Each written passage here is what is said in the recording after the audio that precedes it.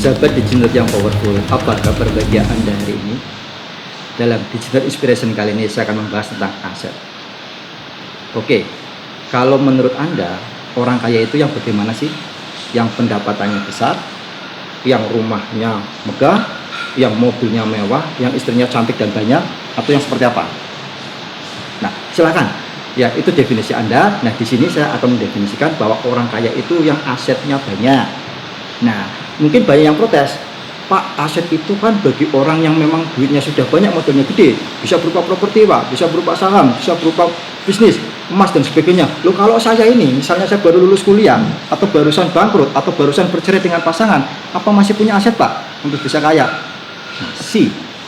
Kita sering sekali melupakan yang aset yang paling mahal pada diri kita, yang bisa menjadi modal untuk membeli aset-aset lain yang barusan tadi Anda sebutkan. Bisa berupa sawah, bisa berupa properti, emas, bisnis. Itu bisa dibeli dengan aset-aset berikut ini. Yang pertama, tubuh Anda. Ya, jadi kalau Anda punya tubuh yang normal, punya tangan, punya kaki, punya mata, berfungsi dengan normal semua, itu adalah aset Anda. Tubuh Anda normal, tubuh Anda sehat, dipakai untuk bekerja, dipakai untuk jualan, dipakai untuk belajar, itu aset Anda, ya. Dan satu lagi, ketika tubuh Anda merdeka, tidak terpenjara, itu juga aset. Kasihan tuh orang-orang yang terpenjara itu, ya. Jadi dia tidak bebas untuk menjual, tidak bebas untuk mencari nafkah dan sebagainya. Anda punya tubuh yang sehat, yang normal, yang bebas, gunakan itu untuk menghasilkan rezeki, itu aset. Soalnya apa? Kalau orang kaya duitnya banyak, tubuhnya nggak sehat, tubuhnya nggak normal, tubuhnya terpenjara, dia mau apa? Nah, aset yang kedua, pikiran. Nah, saya dan Anda itu punya kapasitas berpikir itu sama.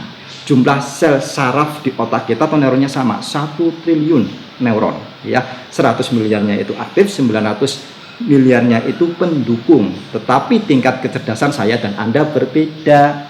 Artinya apa? Lahir sama-sama diberikan potensi kecerdasan yang sama, tetapi nanti berkembang apa tidaknya kecerdasan tersebut ditentukan oleh kemampuan belajar kita. Ya, jadi siapa saja yang belajar dengan sungguh-sungguh, dia akan semakin cerdas dengan jumlah sel otak yang sama. Nah, pikiran ini adalah sebuah aset. Pikiran menjadi sebuah aset ketika digunakan untuk berpikir, mencari solusi dari permasalahan yang dihadapi, berpikir untuk menciptakan ide, menciptakan kreasi, menciptakan solusi, ya, bukan berpikir untuk menciptakan pembenaran dari tindakan kita yang salah, atau berpikir untuk menciptakan pembenaran dari keadaan kita yang terpuruk. Kita salah menggunakan aset pikiran. Kalau kita gunakan pikiran tadi itu untuk mencari pembenaran kelemahan kita, untuk menilai orang dan sebagainya. Gunakan pikiran kita sebagai aset yang sangat berharga untuk menciptakan solusi dari permasalahan yang kita hadapi, untuk menciptakan ide gagasan yang punya nilai pasar, bisa kita jual, itu mendatangkan rezeki. Aset yang ketiga, perasaan. Nah, ini perasaan ini sering sekali sebagai aset yang sangat berharga kita salah menggunakannya, ya.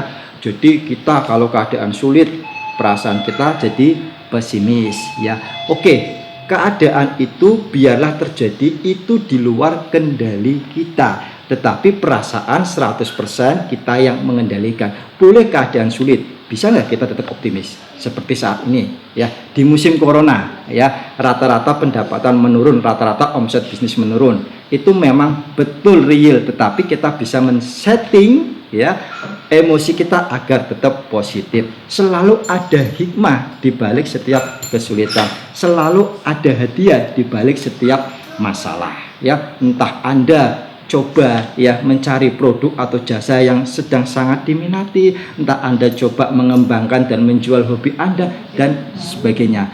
Perasaan bisa kita setting meski keadaan tidak bisa kita tentukan.